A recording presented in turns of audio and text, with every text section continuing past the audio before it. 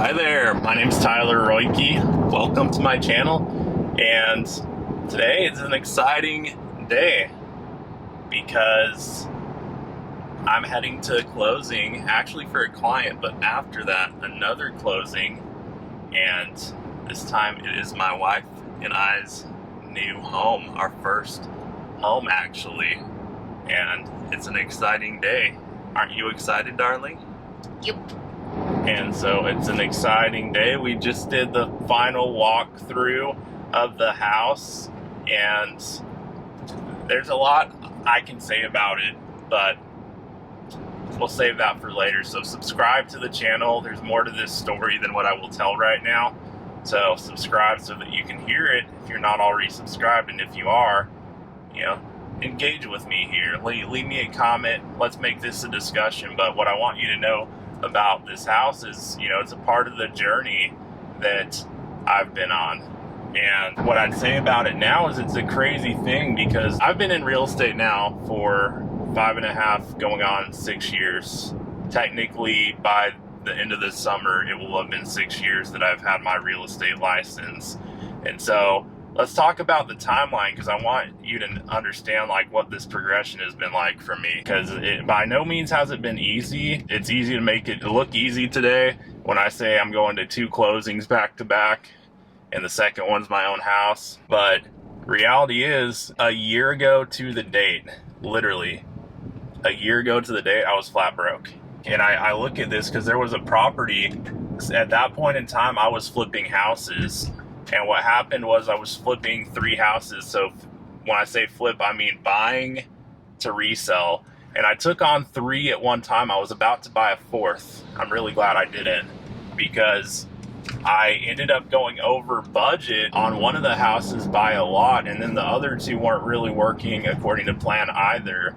And so I bought these 3 houses with, between the 3 houses, the profit margin was supposed to be somewhere in the $90,000 to $100,000 range. So when all said and done, there was supposed to be about $100K in profits between those 3 deals. But what actually ended up happening is 2 of them went okay. They didn't do as good as anticipated, partially over budget, partially probably not the quality level I was expecting on the work.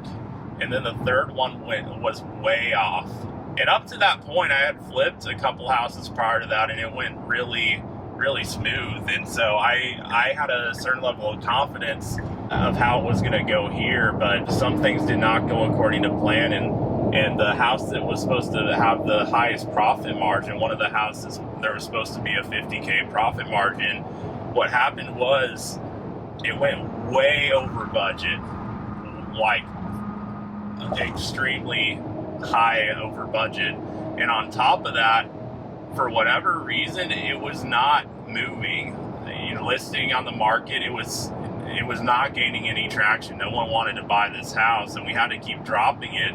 And there were comps to justify a much higher price than what we ended up selling it for. And it was a very weird situation, because I had never listed a house that really didn't go for the full value that the comps would justify. But this one went way off, and I ended up having to move it, but it was a significant loss. And so with all this work for 3 deals, between buying the properties, managing the crews, rehabbing, taking the time, finding the financing, the money for it, instead of clearing 90 to 100K, it was pretty well a wash between all 3. I think technically there might have been like $3,000 total profits between the 3 properties, but quite frankly, I think that the credit card interest aided, because I had to start tapping into lines of credit. So literally a year ago, less than a year ago, in fact, 364 days ago, I was closing on the very last of those deals, and that was the day where I was able to realize some of the money that was tied up in that deal and not be broke anymore. Because 365 days ago, I was broke. I was flat broke. I was tapped all the way out on credit card debt. I'm talking $50K plus in debt.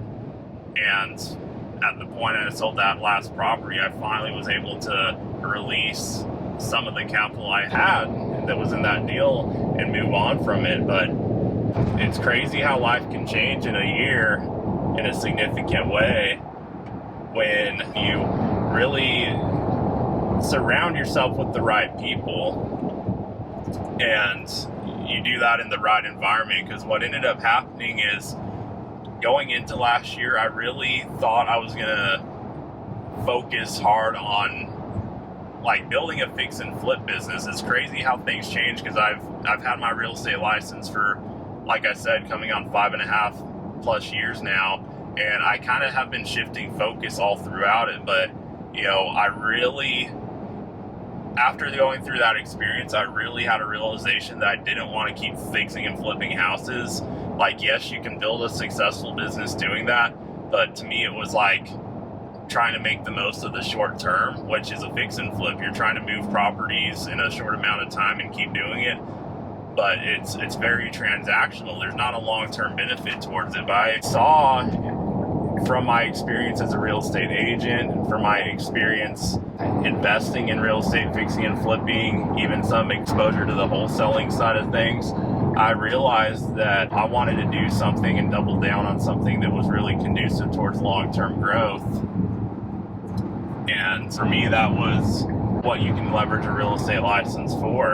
And so over the past year, I've doubled down on the team building side of things and helping other people in my industry, those getting started with it and those who have got started but haven't really had the kind of level of traction that they were expecting to get out the gate. Providing there's alignment, because I don't work with everybody. I'm not for everybody. Some people, like, just being very real here, some people don't want it bad enough. Some people aren't hungry enough. And I can take someone who has the right mindset and put them in an environment where they're surrounded with the right people that will fuel and add to their growth. But I can't make someone who's not hungry want to eat. So it takes the right person, it takes the right mindset. But fast forward a year now, and closing on my first home that's my own. It's not a fix and flip. It's not something I'm going to resell right away. And it's going to be something that I'm holding for the long term. And crazy thing, the way I actually paid for this house, I made an investment starting in 2018. So that would be probably between 2.5, 3 years ago. I made an initial investment, and then I added to it as late as midway through last year. I added some more there, but I actually realized a gain on an investment I made between the last 2.5 and last year as well. But the profits from that investment actually fully paid for this house for me.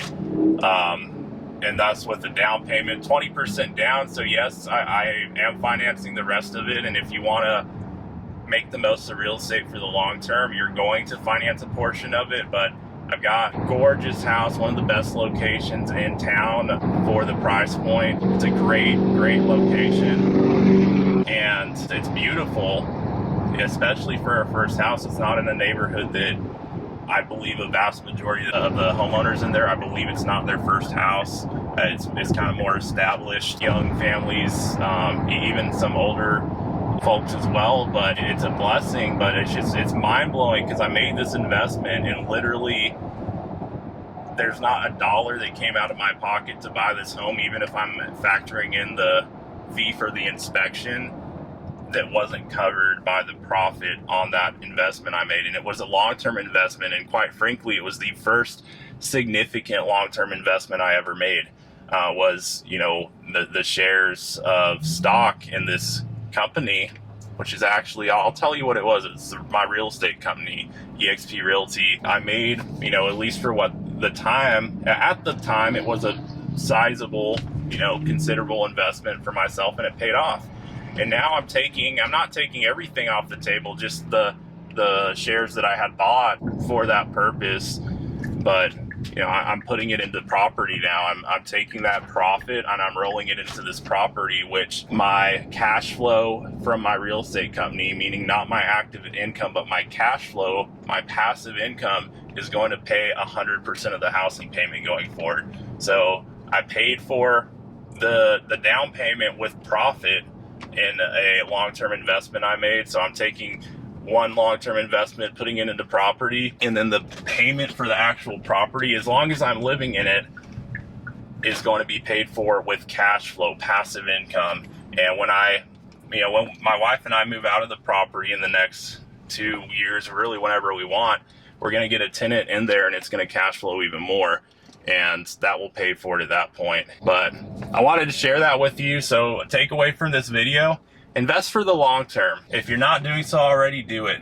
If all you're doing is short-term stuff, stop it. I mean, I'm not saying you can't fix and flip a property. I mean, that may or may not be the right thing for you, but regardless, invest for the long term. That's where the real gains are, and that's how you really set yourself up for the long run. So, like I said, if you haven't already, please hit the subscribe button. There's more of a story here with this house that I want to share with you in the future. I've got to walk in to the closing, make sure my client's taken care of, and then after that we are closing on this house that you'll hear more about. So thank you for watching the video, and until next time, I'll look forward to seeing you on the next video.